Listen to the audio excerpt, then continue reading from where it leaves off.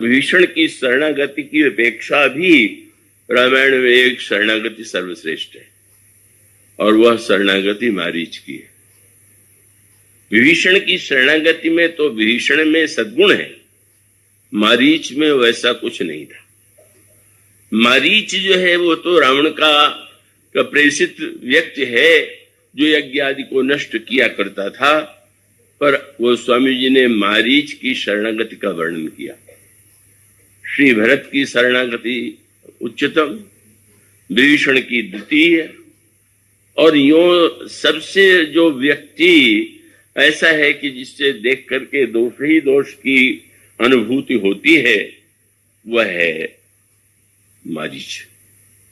लेकिन अंत में उसके लिए गोस्वामी जी ने वाक्य क्या लिखा कि भगवान राम ने उस पर बाण ऐसा नहीं चलाया कि मर जाए। यज्ञ में सुबाहु को तो नष्ट कर दिया और भगवान ने ताड़का का वध कर दिया, पर मारीच को बाण चलाया उसके ऊपर तो बिना फल का चलाया, और वो बिना फल का बाण मारीच को ले जाता है, दूर समुद्र के किनारे पहुंचा देता है। लेकिन बिना फल के बाण का परिणाम क्या हो? उस बाण के प्रहार से कौबस्सु रावण के पास भी लौट के नहीं गया। यज्ञों में बाधा करने का तो उत्साह ही समाप्त हो गया। अब उसकी दशा क्या हो गई? उसको हर समय यही ध्यान बना रहता था कि कहीं राम तो नहीं आ गए। भय मत कीट भृंग की नाई, जहां तह मैं देखूं दो भाई। यह वाक्य मारीच ने रावण को सुनाया, और मारीच को जब आवश्यकता हुई कि सीता का हरण करने के लिए कपट मृग की आवश्यकता है, तो उसका ध्यान गया कि मारीच से अधिक इस कला में निपुण नहीं है। मारीच के पास जाकर के जब उसने प्रस्ताव किया तो मारीच ने यही कहा कि अपना संस्मरण सुनाया, तुम ऐसा विरोध मत करो। रावण जब आया था तो मारीच को उसने प्रणाम किया था। जब रावण को समझाने लगा तो फिर रावण अपने असली रूप में आया। अच्छा, तो मैंने प्रणाम कर दिया तो तुम उपदेश देने लगे, तुमने समझ लिया कि मैं तुमको गुरु समझता हूं।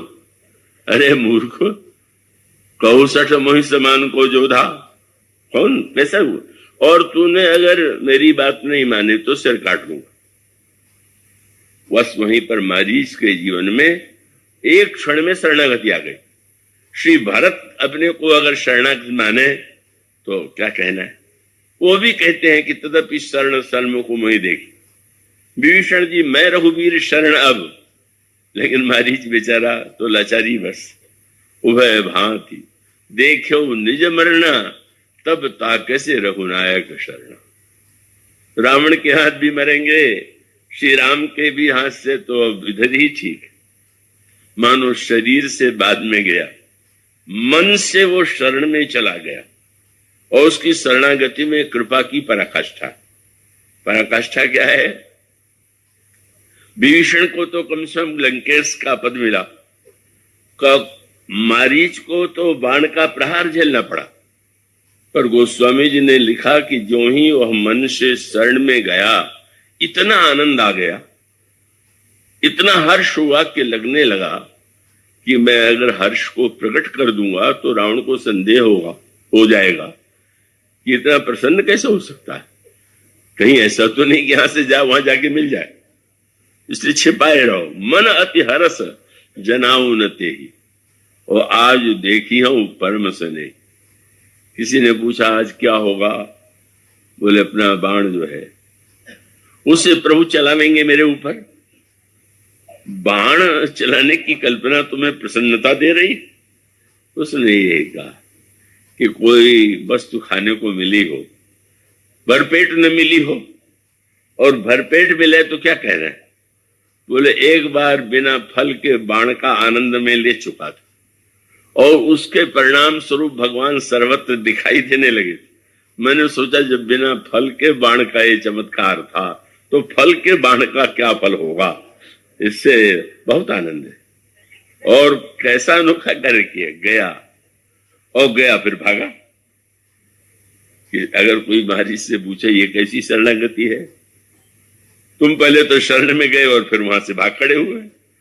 तो महाराज ने कहा कि मैं गया तो, लेकिन जब मुझे यह ज्ञात हुआ कि प्रभु का यह नियम है कि निर्मल मन जन सो मोहि पावा, मोहि कपट छल छिद्र न भावा, तो मैं समझ गया कि मैं कपट मृग हूं, तो मैं तो प्रभु को पाने योग्य नहीं।